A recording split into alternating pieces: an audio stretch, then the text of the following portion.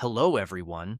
Welcome back to English Ascent Daily, the place where you can improve your English, grow your mind, and learn something useful at the same time. I am very happy to have you here. Our topic is the history of Japan. Now, do not worry. This will not feel like a long, sleepy history class where someone reads dates for an hour and everyone quietly disappears. We will keep it simple, clear, and interesting. We will travel through the story of Japan, from its earliest people and farming villages to samurai warriors, powerful rulers, modern cities, and advanced technology. While listening, you will also practice easy English and learn valuable ideas that you can use in your own life. Japan is an island country in East Asia, but its influence can be seen around the world. Many people know Japan for sushi, anime, bullet trains, clean streets, and polite behavior.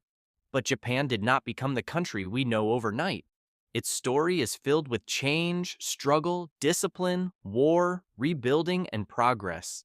There were emperors, samurai warriors, farmers, artists, merchants, inventors, and ordinary families who helped shape the nation. At different times, Japan opened its doors to the world, closed them again, faced great destruction, and then rebuilt itself with surprising speed. Its history teaches us something important. Your past may shape you, but it does not have to control your future. The story begins thousands of years ago. Some of the earliest people in Japan lived by hunting, fishing, and gathering food. Historians call this long period the Jomon period. It began many thousands of years before the modern calendar. The name Jomon means cord-marked. This name comes from the patterns people made on their clay pottery. They pressed cords into soft clay before heating it. These pots are among the oldest known pottery traditions in the world. Around the first millennium before the Common Era, new groups of people came to Japan from the Asian mainland. This change led to the Yayoi period. The Yayoi people brought new farming methods, especially wet rice farming. They also brought metal tools and new ways of organizing society. Rice became more than food. It became a source of wealth and power. People who controlled good farming land often became strong leaders. Over time, strong families gained control over larger areas.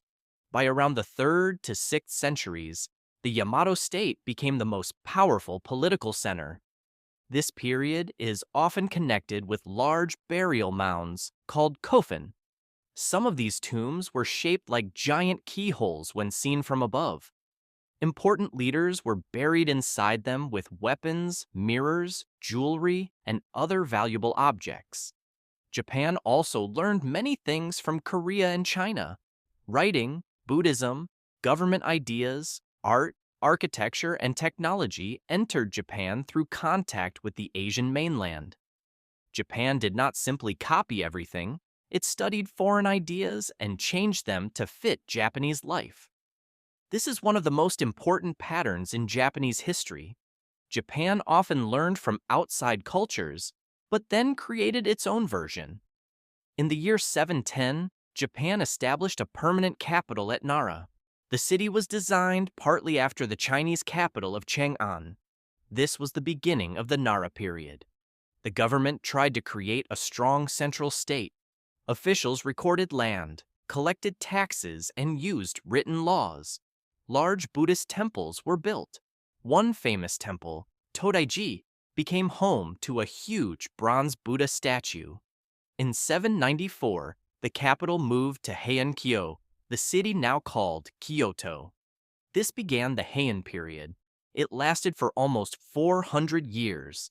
The emperor's court became famous for elegant art, poetry, fashion, and literature. Members of the court followed detailed rules of behavior. Clothing could include many layers. Writing a beautiful poem could improve your reputation. Imagine needing poetry skills just to survive a party. Some of us would be in trouble. The Heian period produced important literature. A court lady known as Murasaki Shikibu wrote The Tale of Genji. Many people consider it one of the world's earliest novels. Another court writer, Sei Shonagon, wrote The Pillow Book. These works describe emotions, relationships, social life, and beauty in the imperial court. They also show that women made major contributions to Japanese literature. However, the central government slowly lost control over the countryside. Wealthy landowners built private estates. They hired armed men to protect their land. These warriors became known as samurai. The word samurai is connected to the idea of serving. At first, samurai served powerful families. Over time, they became the most important military class in Japan. Two major warrior families, the Taira and the Minamoto, fought for power. Their conflict ended in the Genpei War in the late 12th century. The Minamoto won. In 1192, Minamoto no Yoritomo became shogun.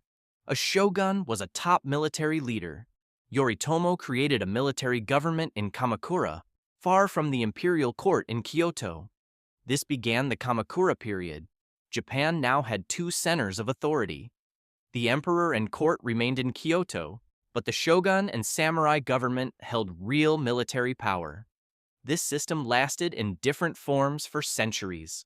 Loyalty, duty, courage, and honor became important values among warriors. Later generations used the word bushido, meaning the way of the warrior, to describe samurai ideals. But real samurai life was more complex than movies often show. Samurai were not always calm philosophers holding perfect swords. They were also political leaders, land managers, fighters, and sometimes very ambitious people. Japan faced a major danger in the 13th century. The Mongol Empire, led by Kublai Khan, tried to invade Japan in 1274 and again in 1281. Japanese warriors fought the invaders. Strong storms also damaged the Mongol fleets. Later, these storms were called kamikaze, or divine winds. The invasions failed, but defending Japan was expensive. The government could not reward many samurai with new land because no new territory had been conquered. This weakened the Kamakura government. In 1333, the Kamakura shogunate fell. After a short attempt to restore direct imperial power, a new military government was created by Ashikaga Takauji. This began the Muromachi period. The Ashikaga shoguns ruled from Kyoto.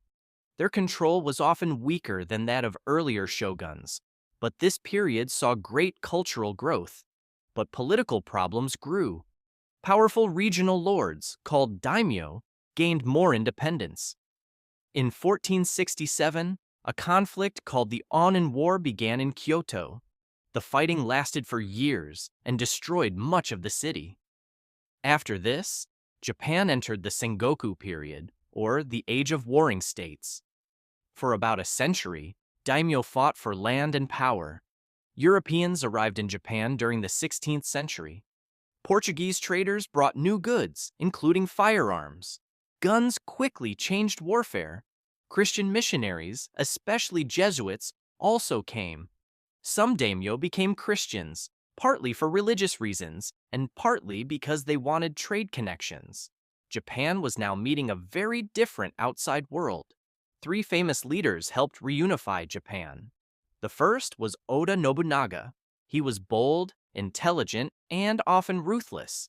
He used firearms effectively and defeated many rivals. He also weakened powerful Buddhist military groups.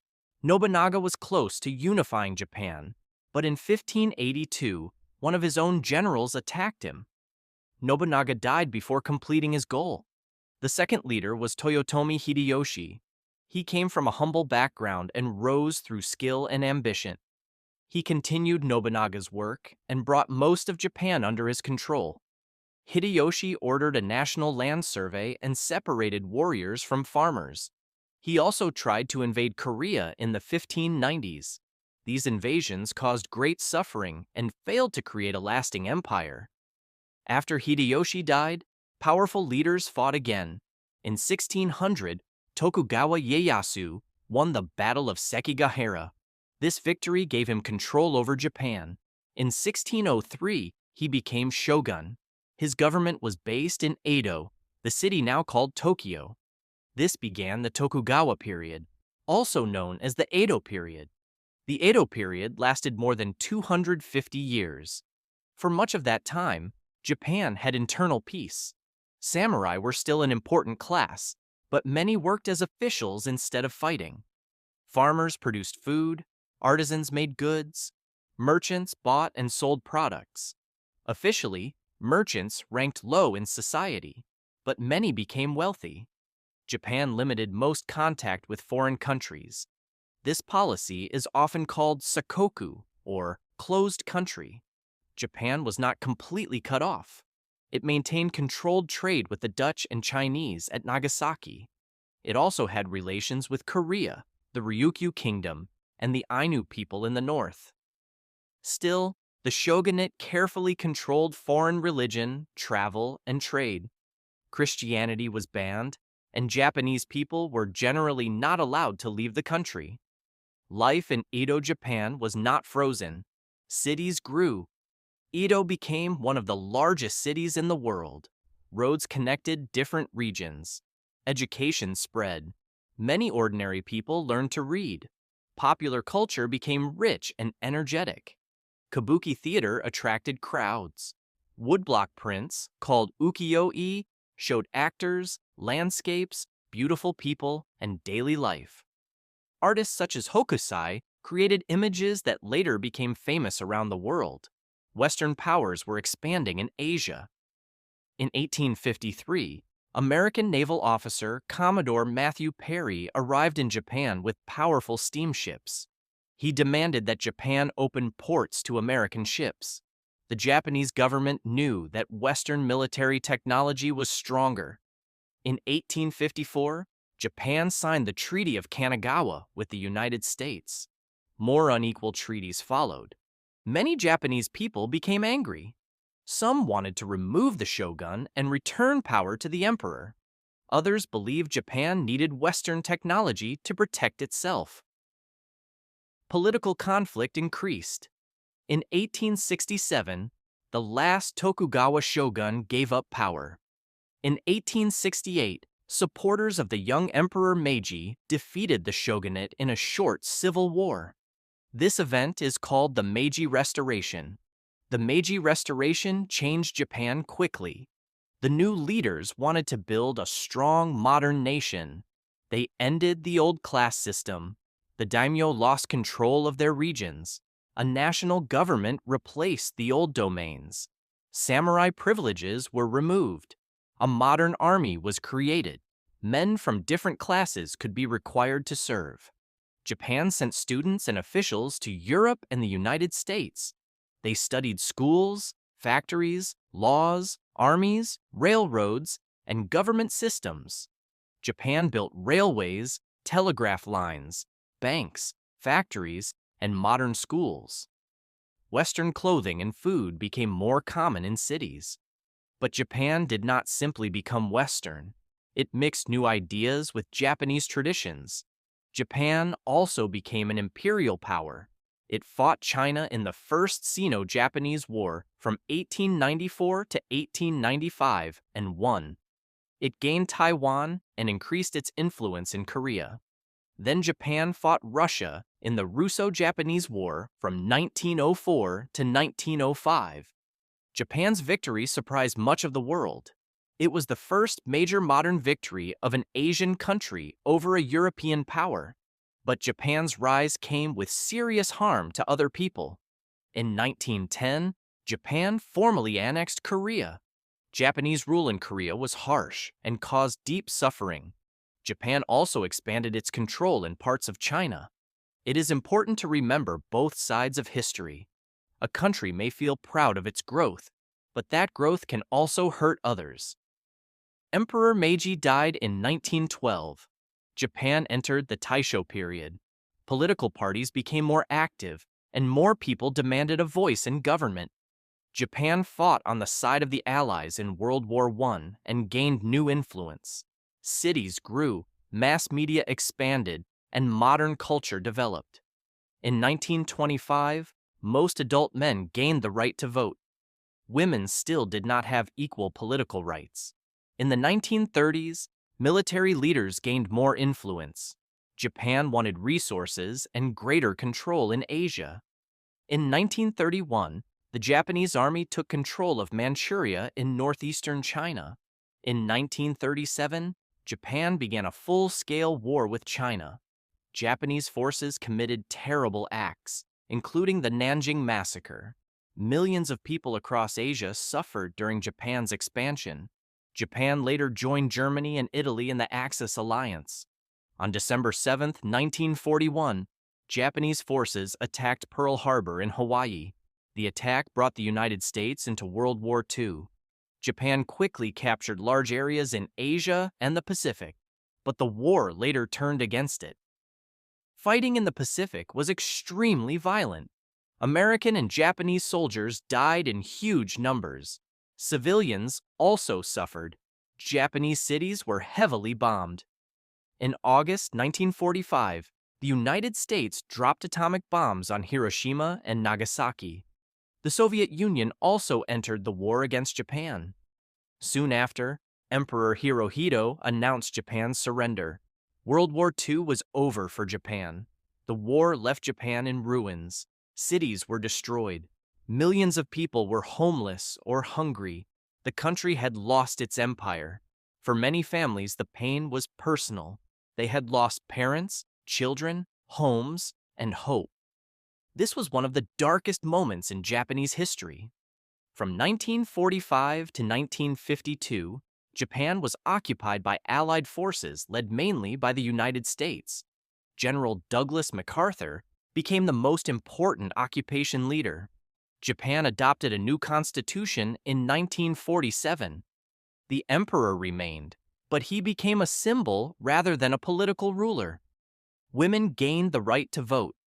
Democratic institutions became stronger. Land reform helped many farmers. Japan then began an extraordinary economic recovery. During the 1950s, 1960s, and 1970s, factories produced steel, ships, cars, cameras, televisions, and other goods. Companies focused on quality and efficiency. Brands such as Toyota, Honda, Sony, and Panasonic became known around the world. In 1964, Tokyo hosted the Olympic Games. The same year, Japan introduced the Shinkansen, or bullet train. These events showed the world that Japan had rebuilt itself. Less than 20 years after terrible destruction, it had become modern, organized, and economically powerful. That does not mean the recovery was easy. People worked long hours. Families made sacrifices. Pollution and crowded cities became serious problems. By the 1980s, Japan had one of the largest economies in the world. Japanese cars and electronics were everywhere. Land and stock prices rose very high. Some people believed Japan might become the world's leading economy. Then, in the early 1990s, the financial bubble collapsed. Property and stock prices fell. Economic growth slowed for many years. Japan faced other challenges too. Its population began to age. Fewer children were born. Many young people moved away from rural towns. Work pressure became a public concern. At the same time, Japan continued to influence global culture through anime, manga, video games, design, food, fashion, and technology. Japan has also faced major natural disasters. In 1995, the Great Hanshin earthquake struck Kobe. In 2011, a huge earthquake and tsunami hit northeastern Japan. The disaster caused the Fukushima nuclear accident and killed thousands of people. Communities were destroyed, yet people around the world noticed the calm, order, and cooperation shown by many Japanese citizens. The first lesson is the power of rebuilding. Japan rebuilt after war, earthquakes, fires, and economic problems. It did not erase the past. It used the past as a reason to create something better. You can do the same in your own life. A mistake can teach you. A failure can train you. A difficult year does not have to become a difficult life. The second lesson is respect for continuous improvement. In Japan, the idea of Kaizen is often connected with small, steady improvements. You do not need to change your whole life in one day. Improve one habit. Learn 5 new English words. Practice speaking for 10 minutes. Clean one corner of your room. Small steps look weak, but they become powerful when you repeat them. The third lesson is learning from others without losing yourself. Japan borrowed writing, religion, technology, law, and industry from other cultures, but it adapted these ideas and created something Japanese. English learners can follow the same path. You can learn an American accent, new expressions, and different communication styles. But you do not need to lose your own identity. Learning another language should make your world larger, not make you ashamed of who you are. The fourth lesson is that beauty can exist in simplicity. Japanese art often values space, balance, and small details. A simple garden can feel peaceful. A short haiku can carry a deep message. A plain meal can be prepared with care. In life, more is not always better. More noise does not mean more value. More words do not always mean better English. The fifth lesson is responsibility. History shows both Japan's achievements and its harmful actions. Real maturity means accepting both. We should be proud of good things, but we should also face mistakes. This is true for countries, families, and individuals. When you make a mistake, do not hide behind excuses. Admit it, learn from it, then move forward. Today, Japan is known as a peaceful democracy and a major global economy. It is a close partner of the United States. American and Japanese culture influence each other in many ways. Americans enjoyed Japanese food, games, cars, and entertainment. Japanese people also enjoy American music, movies, sports, and fashion. The relationship has changed greatly since the war. Former enemies became close allies. That is one of history's strongest examples of change. The history of Japan is not one simple line. It is a long journey. It begins with ancient hunters and pottery makers. It moves through rice farmers, emperors, temples, samurai, civil wars, shoguns, merchants, artists, factories, world wars, and modern cities. It includes beauty and violence, pride and pain, isolation and global connection. And perhaps that is why the story matters. Japan did not become strong because it never faced trouble. It became strong because it faced trouble many times and kept changing. It learned, adapted, rebuilt, and continued. So, as you practice English, remember this: progress does not need to be loud. It does not need to be perfect. It only needs to continue. You may feel slow today. You may forget words. You may make grammar mistakes. That is normal. Even countries take centuries to change. Give yourself some time. Keep learning. Keep improving. And please, do not declare war on your English textbook. A peaceful agreement is better. Thank you for spending this time with me on English Ascent Daily. I hope you improved your English, learned something real about Japan, and found a few ideas for your own life. Keep listening, keep speaking, keep growing. Your journey may be long, but every small step is part of your history. The end.